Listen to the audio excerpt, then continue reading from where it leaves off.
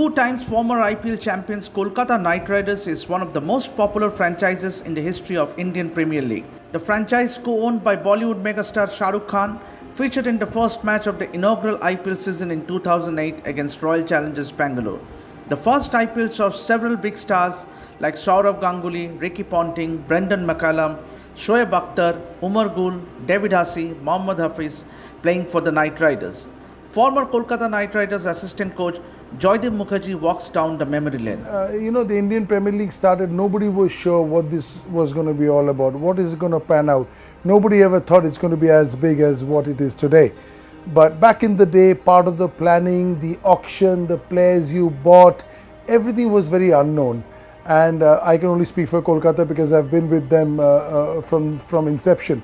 And I still remember so excited that Chris Gayle coming to play for KKR, and then he gets injured, doesn't play the first year. Shoaib Akhtar, one of our top picks again, has an issue with the board, he doesn't come. Ricky Ponting comes, then he goes away to West Indies. Brad Hodge comes in his place, then he goes away because something happens in West Indies with the Australian team he's called for. So the teams struggled with its main players.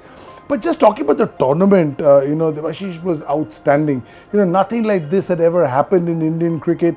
The glitz, the glamour, obviously Kolkata Knight Riders with the owners, Shah Rukh Khan, Juhi Chawla, Jay Mehta, outstanding people as owners. It's been a privilege working with them, for them at the time. And everybody was very new to it. Nobody knew the Pakistani players, Salman Butt, Umar Gul coming over, Tatendra Taibu coming over from Zimbabwe, the Australians, David Hussey, and everybody here. So it was, first the bonding. Nowhere in Indian cricket had so many different nationalities bonded over 2 months. John Buchanan, the coach, he had a huge coaching staff of his. Sourav Ganguly, the captain. And the nets over here, there were 30,000 people at the KKR nets the first day at the Eden Gardens. And then ultimately the match came in Bangalore. We all know what happened there with Brendan McCullum.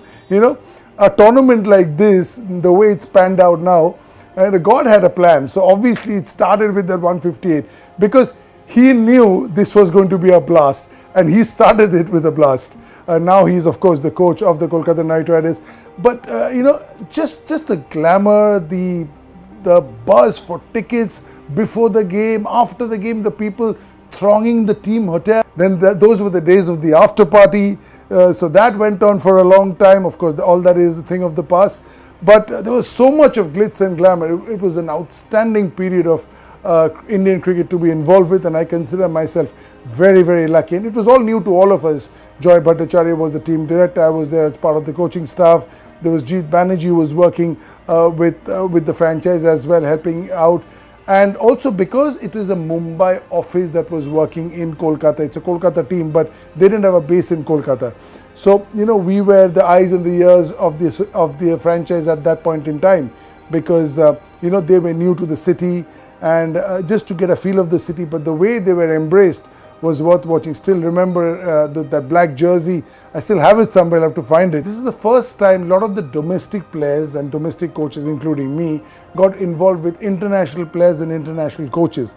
And we learnt a lot from them. There was a physio, there was a trainer, there was a video analyst, there was somebody, mental conditioning coach. So these are the things that we weren't used to back in the day. Now, of course, every state team has it. We needed 4 nets because we had about 26, 28 players.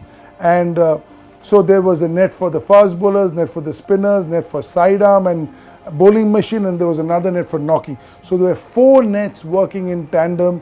The coaches for the first time had a plan for everybody. I've never been through a net session where everything was planned. All 28 players knew for the next 3.5 hours what they are doing. And then it was getting everybody together. So when you're playing domestic cricket in Kolkata, just to be interacting with a Ricky Ponting or a Chris Gayle is not easy. So that barrier you break was really good to see. Not just one night before that big game, but 3 nights before. We went about 4 days before, and we practiced for a couple of days, and then the match came and the buzz. Everybody was thronging you for tickets.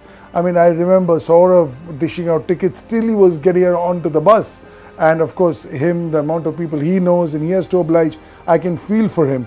And just the players that were there, there are people Must have been at least 20,000 people who were flown down from Kolkata to watch that game, because this was history and they wanted to be a part of history. So I had friends, family who came over for that, and we weren't sure anything like this is going to ever happen again in Indian cricket.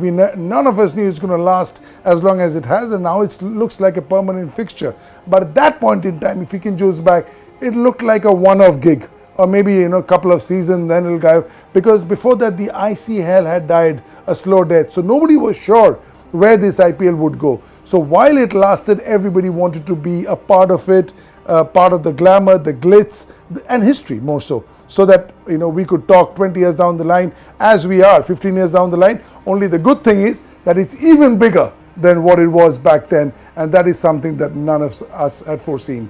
Mesmerizing, when Saurav and Brendan McCullum walked out to bat, it was just outstanding to see the buzz in the stadium. Bangalore itself, as you well know, is a very rich and cricket-loving city. So they know their cricket, they support their sports, they have a rich heritage in domestic cricket in India. They have won the Ranji Trophy, the Dilip Trophy, the Irani Trophy lots of times. When I say Dilip Trophy, I mean South Zone. Also the Vijay Hazare and the Mustaq Ali. So they are very proud of their domestic cricket. And look at the number of players they've produced for India, and they keep producing. But that evening when Brendan McCullum walked out to bat, and after that 20 overs, everybody was gobsmacked. Nobody knew what hit them, what hit us. People in the stands didn't know, is this the normal, or is this just like a storm that's blown over? Nobody knew. And of course, Bangalore at that evening couldn't make a match of it, because when you are against an innings like that, that's probably a once in a lifetime innings. If it's against you, you just got to doff your hat and say, okay, well done, today's your evening. But just after the match, the owners coming to the dressing room, he had an entourage of about 100 people with him. Some of the biggest stars of Mumbai were there with him. They were all in the dressing room, all queuing up to meet Brendan McCullum. And some of them, I'm sure, didn't know much about Brendan McCullum. But after that evening, everybody knew about him. And then after that, back to the hotel, and then the after party. I don't think we slept till the sun came out. But that was a night. The opening night is one that I will never forget till I have a life inside my body. And just for the buzz, the thrill, and it's gotten even bigger, but that was the birth of it, and the birth is always special.